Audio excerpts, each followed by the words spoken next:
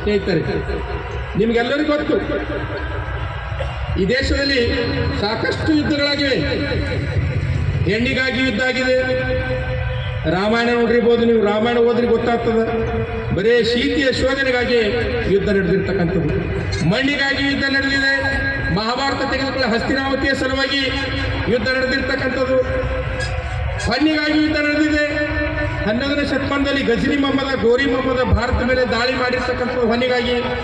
ಅಧಿಕಾರಕ್ಕಾಗಿ ಯುದ್ಧ ನಡೆದಿದೆ. ಡಚ್ಚರು, ಫ್ರೆಂಚರು, ಆಂಗ್ಲರು ಈ ದೇಶದ ಮೇಲೆ ಮಾಡಿರ್ತಕ್ಕಂಥ ಯುದ್ಧ. ಆದರೆ ಈ ದೇಶದಲ್ಲಿ ಸ್ವಾಭಿಮಾನಕ್ಕಾಗಿ, ಸ್ವಾತಂತ್ರ್ಯಕ್ಕಾಗಿ, ಆತ್ಮಗೌರವಕ್ಕಾಗಿ ನಡೆದಿರ್ತಕ್ಕಂಥ ಏಕೈಕ ಯುದ್ಧ ಅಂದರೆ ಅದು ಭೀಮಾ ಕೋರೆಗಾಂವ್ ಯುದ್ಧ ಅಂತಕ್ಕಂಥ ನೀವೆಲ್ಲರೂ ಕೂಡ ಮರಿಬೇಡಿ ಸ್ನೇಹಿತರೆ.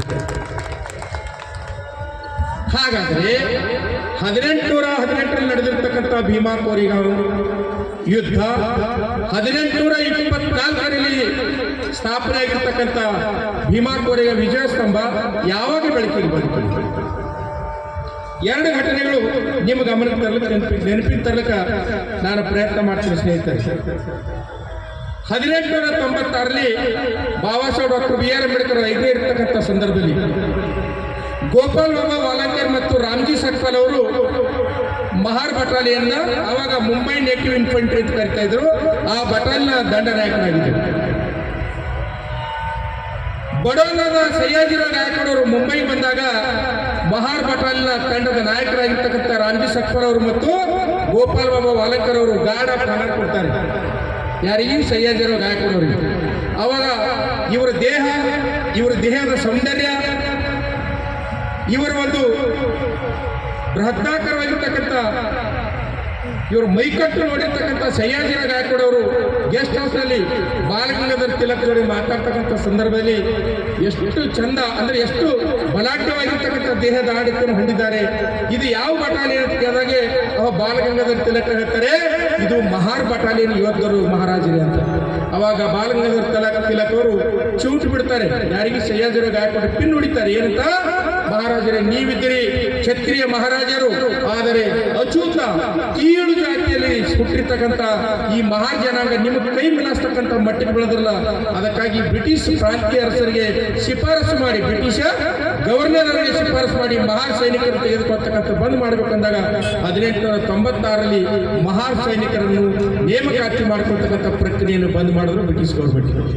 ಅವಾಗ ಗೋಪಾಲ್ ಬಾಬಾ ವಾಲಂಕರ್, ರಾಮ್ಜಿ ಸಕ್ಪಾಲ್ ಅವರು ಮಹಾರನ್ನು ಮತ್ತೆ ಸೇನೆಗೆ ಸೇರಿಸಿಕೊಳ್ಳಿ ಅಂತಕ್ಕಂಥ ಒಂದು ಲಿಖಿತವಾಗಿರ್ತಕ್ಕಂಥ ಹೋರಾಟವನ್ನು ಮಾಡಿ ಮಾಡಿ ಮಾಡಿ ಮಾಡಿ ಯಶಸ್ವಿ ಕಾಣದೆ ಇಬ್ಬರು ದೇಹ ತ್ಯಾಗ ಮಾಡಿದ್ರು. ಯಾವಾಗ ಬಾಬಾ ಸಾಹೇಬ್ ಡಾಕ್ಟರ್ BR ಅಂಬೇಡ್ಕರ್ ಅವರು 1917ರಲ್ಲಿ ಲಂಡನ್ ಸ್ಕೂಲ್ ಆಫ್ ಎಕನಾಮಿಕ್ಸ್ ಓದಲು ಹೋಗ್ತಾರೋ, ಅಲ್ಲಿ ಲೈಬ್ರರಿಯಲ್ಲಿ ಓದ್ತಕ್ಕಂಥ ಸಂದರ್ಭದಲ್ಲಿ 1856ರಲ್ಲಿ ಹಿಸ್ಟ್ರಿ ಆಫ್ ಮರಾಠ ಅಂತಕ್ಕಂಥ ಪುಸ್ತಕ ಬರೆದಿರ್ತಕ್ಕಂಥ ಜೇಮ್ಸ್ ಗ್ರ್ಯಾಂಟ್ ಟಪ್ಪರ್ ಅವರ ಪುಸ್ತಕ ಬಾಬಾ ಸಾಹೇಬ್ ಡಾಕ್ಟರ್ BR ಅಂಬೇಡ್ಕರ್ ಅವರಿಗೆ ಸಿಗುತ್ತೆ.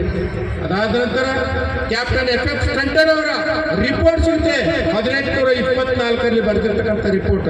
ಇವೆರಡನ್ನು ಓದಿದಾಗ ಬಾಬಾ ಸಾಹೇಬರಿಗೆ ಇಂಥ ಒಂದು ತುಂಬಾ ಸ್ವಾಭಿಮಾನದಿಂದ ಎದೆ ಉಕ್ಕಿ ಬರುತ್ತೆ. ಏನಂದ್ರೆ, ಬಹುಶಃ ನಾನು ಸಣ್ಣ ಇರಬೇಕಾದ್ರೆ ನಮ್ಮ ತಂದೆಯವರು ಮತ್ತು ಗೋಪಾಲ್ ಬಾಬಾ ವಾಲಂಕರ್ ಅವರು ಮಹಾರನ್ನು ಸೈನಿಕ ಸೇರಿಸಬೇಕಂತ ಅದರ ಸಲುವಾಗಿ ಹೋರಾಟ ಮಾಡ್ತಾ ಇದ್ದಾರೆ ಅಂತಕ್ಕಂಥದ್ದು ಅಲ್ಲಿ ಅಧ್ಯಯನ ಮಾಡ್ತಾರೆ ಬಾಬಾ ಸಾಹೇಬ್. ವಾಪಸ್ 1917ಕ್ಕೆ ಮುಂಬೈ ಬರ್ತಾರೆ. ಮತ್ತೆ 1920ರಲ್ಲಿ ಲಂಡನ್ ಸ್ಕೂಲ್ ಆಫ್ ಎಕನಾಮಿಕ್ಸ್ ಹೋಗಿ 23 ವಾಪಸ್ ಬರ್ತಾರೆ.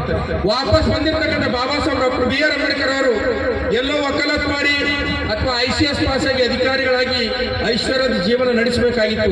ಆದರೆ ಬಾಬಾ ಸಾಹೇಬರು ಈ ಸಮಾಜವನ್ನು ಎಚ್ಚರಗೊಳಿಸುವ ಸಲುವಾಗಿ SC ST OBC ಸಮಾಜವನ್ನು ಎಚ್ಚರಗೊಳಿಸಬೇಕು ಅಂತ ತಿಳಿದು ಬಹಿಷ್ಕೃತ ಹಿತಕಾರಿಣಿ ಸಭಾ ಅಂತಕ್ಕಂಥ ಒಂದು ಸಂಘಟನೆ ಆಯೋಜನೆ ಮಾಡ್ತಾರೆ 1920ರಲ್ಲಿ. ಇದು ಆರಂಭ ಯಾವಾಗ ಮಾಡಬೇಕು ಅಂದಾಗ ಅವರು 1917 ಮತ್ತು 1923ರಲ್ಲಿ ಲಂಡನ್ನಲ್ಲಿ ಓದಿರ್ತಕ್ಕಂಥ ಭೀಮಾ ಕೋರೆಗಾಂವ್ ಉಲ್ಲೇಖವನ್ನು ಸ್ಮರಣೆಗೆ ಬರುತ್ತೆ.